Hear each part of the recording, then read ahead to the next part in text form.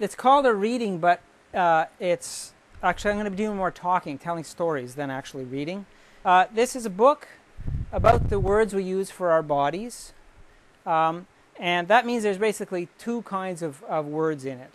Words that you already know, and for those I try to tell you something that you didn't know about them.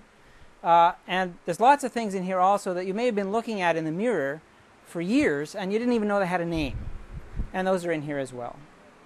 The human body, as long as we've been people, we've had bodies. And so a number of references to the human body have come into our way of speaking over the years that we don't even realize. And that's where I'll start. You know, if I tell you that I'm going to knuckle under about something, you know what I mean. Although that's an idiom. An idiom is something that the exact words, if you look them up in the dictionary, don't mean what the saying actually means. So when I say I'm going to knuckle under, you know that means that I'm going to give up, I'm going to become subservient to something. And when I come across phrases like that, I try to explain where they came from if I can find out. And the reason that we say we knuckle under is because 300 years ago or more, people were much like they are today, and they would go out for a drink sometimes. They'd start to sometimes have drinking games and get competitive about their drinking. And eventually, we all know how that ends. The next morning, you feel pretty rotten. The first person who realized how it was going to end on that day, the protocol at the time was to knock under the table, to tell the other drinkers, I'm out, I've had enough. And so that's where the phrase to knuckle under comes from. And so a little bit of evidence of that comes from the March 1692 edition of the Gentleman's Journal, which reads, "He that flinches his glass and to drink is not able, let him quarrel no more, but knock under the table." As I said, this is my first reading, so you can believe that I had cold feet before coming here. So what's the origin of cold feet? This is a perfect example of the power of mass media. This expression is about 400 years old, and the mass media of the time was theater. This was the time of Shakespeare. And one of Shakespeare's colleagues was Ben Jonson, another playwright, and he wrote a play called Valpone. And in Valpone, there's a merchant, a businessman, who's negotiating for a deal of some kind, and he says, "It's not that I have cold on my feet," as the Italians say. Now, he was sort of hedging in his negotiation, and the reason that Ben Jonson included that in the book was because at the time there was an Italian phrase, cold feet, pede fredde, which didn't mean hesitant, it meant I have no money. So in the play, the guy was really saying, it's not that I don't want to do this deal because I don't have any money. And in Italian it made sense, because if you didn't have any money, you couldn't afford shoes, so you'd have cold feet. But the English audience didn't know that. And so they had to interpret what cold feet meant from the play. And so that's how we get our expression cold feet. Another word you probably don't know is the name of this little bump in your ear. All of the ridges and bumps in your ear have names. And this one is called the tragus. It's the one that covers the little hole that goes into your inner ear. And the reason it's called the tragus is because I'm sure that you knew an uncle or a school teacher or somebody who had fuzz growing out of their ears. And it's named for people like that because the ancient Greeks had the word tragus already. It meant something else. It meant billy goat. That's a billy goat's beard sticking out of their ears. There are words that come into the English language all the time. We know a few of them probably that came in our lifetimes. The word blog, probably 20 years ago. There's no such word now. If I tell you I write a blog, everyone knows what I'm talking about.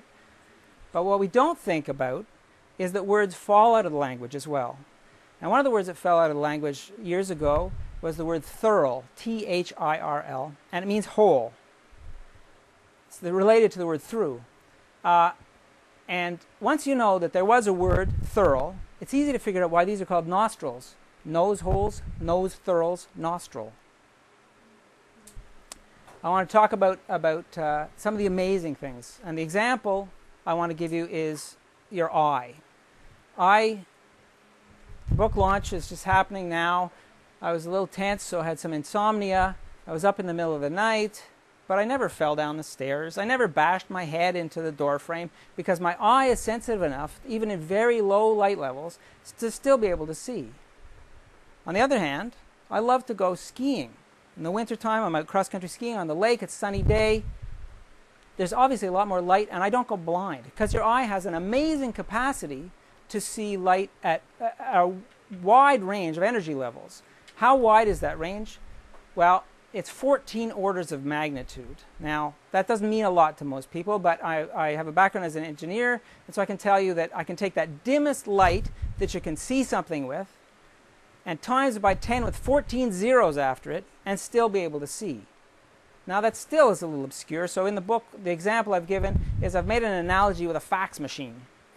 If you went out and you were willing to spend the big bucks to get a really good fax machine, because you knew you're not only going to use normal paper in your fax machine, you're going to take extra thick paper from time to time. How thick would that piece of paper be if it was 14 orders of magnitude thicker than a normal piece of paper?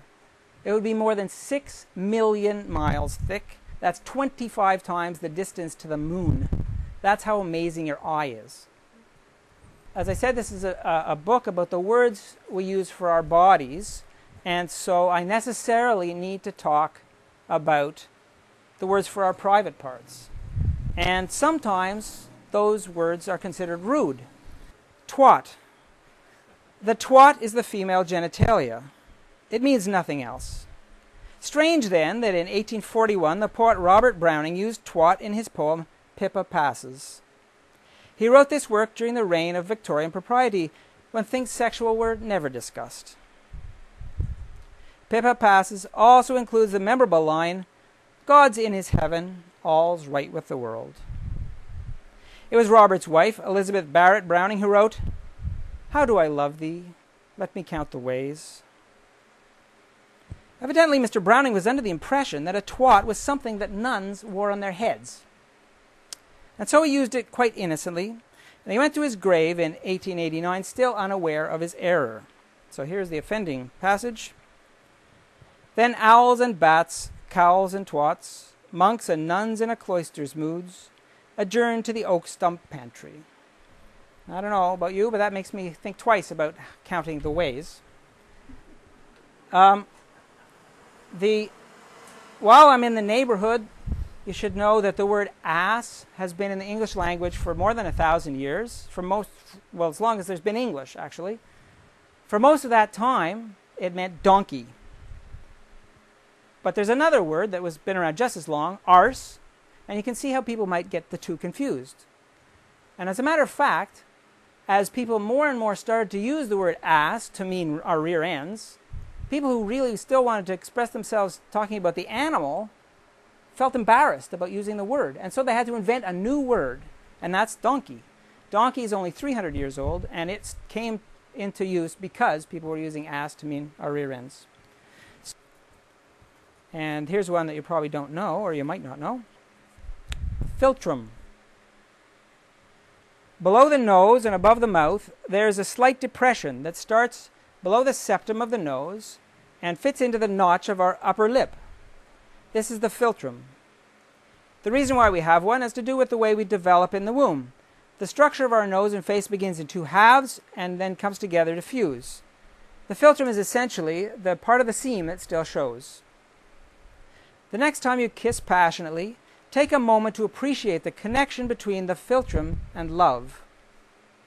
A philter is a love potion or a love charm, and both philtrum and filter come from the same Latin and Greek roots as philanthropy, which means love of mankind.